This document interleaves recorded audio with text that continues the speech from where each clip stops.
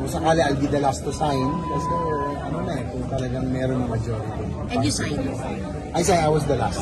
So the 15th kayo? Nagpaalam ako kay SP Cheese kasi he gave me the trust and confidence, ginuwi niya ako deputy majority. Bali kayo yung 15 na nag-sign? Last time.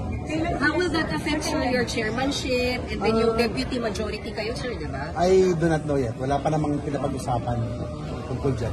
Bakit kayo pumirma, sir? Bakit kayo pumirma na mapalitan si SP? Ay, basta ano na lang yun. Ano na yun.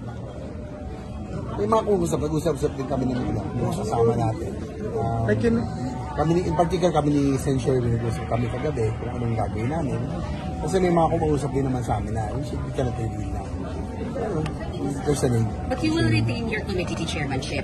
Is that something? Ayaw, hindi namin pinag-usapan yun eh. Hindi namin napag-usapan. So kailan ka nagsimula yung ganitong Gabi lang, hapon lang.